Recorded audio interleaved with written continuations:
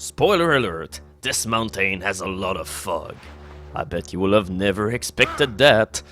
So anyway, this is the second level of the Shareware episode, Foggy Mountain. Right now we are dominating the skies, like a bird of paradise. Okay, that didn't last very long.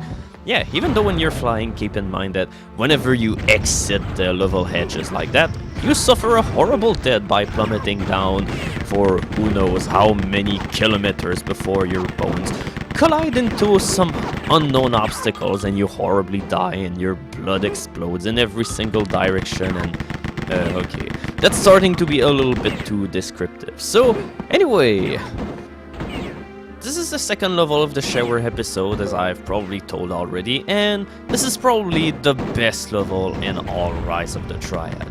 Because, well, first of all, I really like the opening area into this level. It's really wide open, there's a whole bunch of power-ups all around. You can approach this area in a lot of manners, and finally, well, yeah, we can explode a whole lot of people. Now we're a bird of paradise, with a volcano into its mouth.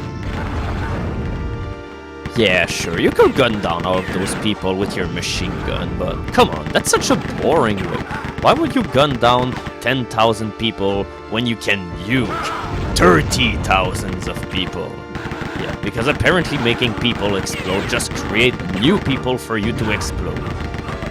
Also, it's usually a good idea to approach this part of the level by flying anyway, because there's a lot of lightning guards and quite a lot of them had bazookas, but fortunately for you, they don't have the required intelligence to aim up and down. They can only aim horizontally, so yeah, you're saved by your flying abilities. Even today, I still think this is a level that plays really well. It might not be pretty because all of the walls and all of this look the same. There's still the good old formula of fetching all of your keys in order to exit the level, but Carnage-wise, this is such a great level to be in.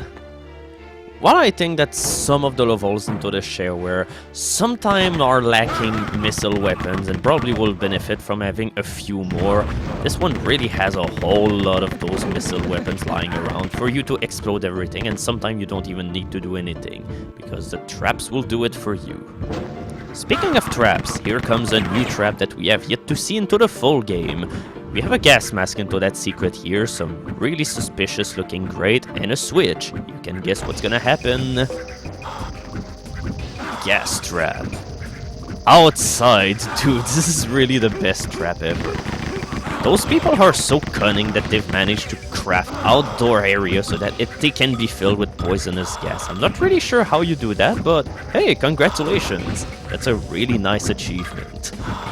Bottom line, if you don't have a gas mask while there's a gas trap, you're dead. Unless you play on easier difficulties, because then you usually manage to outlast the gas. And by the way, you cannot leave the room until the gas trap is done doing its work. While the gas trap itself is a pretty gimmicky trap and doesn't really serve that much of a purpose, at least you gotta give the designers a good point. They didn't overuse this trap at all because, well, in all of the game, I mean Shareware and full game proper, you only see this trap appear like 3 times.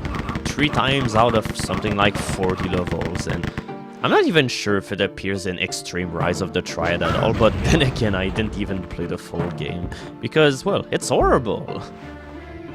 And then again, there's a whole lot that Extreme Rise of the Triad did, which was a whole lot worse than, well, having a ton of gas traps, so I'm not even sure why I'm whining about that.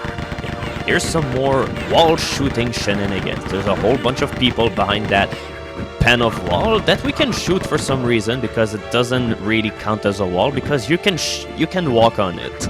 That's the general rule when it comes to well, to those objects that you can climb up on. You can shoot through them even though it doesn't even seem logical for you to being able to do so.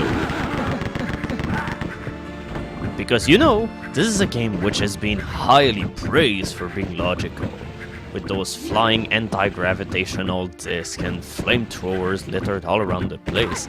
Yes, this place is completely logistic. Jesus Christ, I can't even remember words that I've said something like a minute ago. Or seconds ago. Oh god. Yeah, there's a whole bunch of secrets here, and we have to raise the secret wall to get behind another secret, which gives us another extra life. Yeah, there's a whole bunch of extra lives into this level. But then again, every single level in this game has at least something like 2 or 3 wonders, so that's certainly no oddity. And it's no oddity to have a whole bunch of people who are going to die. Yeah, that's just like working at the assembly line right here. One right behind the other into the conveyor belt chain. Just stand behind and gaze in awe. The rise of the Triad LP is striving to make the most boring things ever sound incredibly magic. But this level is not entirely magic. Even though I think this is the best level in the game, it has one feature that, as far as I know, doesn't exist in any other level into the game.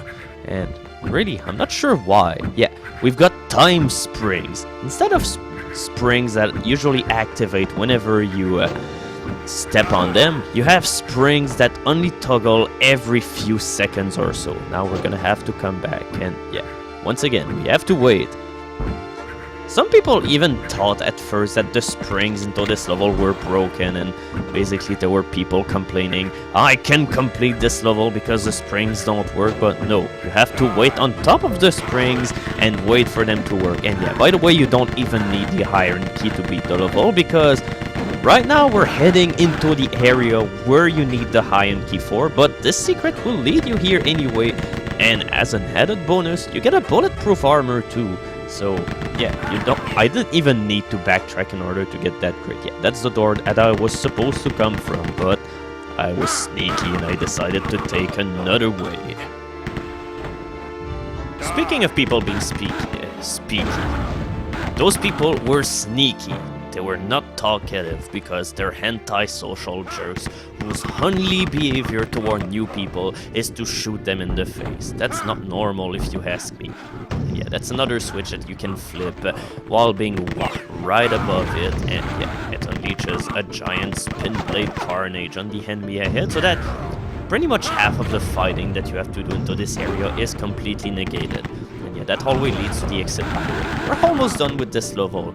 It's a little bit longer than the previous level, but it's still pretty short, like most of the levels into the Shareware episode. And yeah, I don't even need to fight those guards. I could just go for the exit, but hey, whatever. I'm just gonna kill everyone before I leave. I'm a methodical professional who gets all killed because I got the adrenaline bonus, which is a bonus that you get for killing all of the enemies.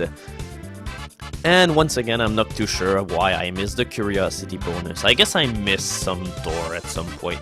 Maybe you need to open all of the doors, but yeah, I'm not really sure completely how the curiosity bonus works. So that's it for the sneak peek of the Shareware episode. We'll be back for more once we're done with the second episode of the retail game. But by all accounts, the next level in the Shareware will be the 4th door.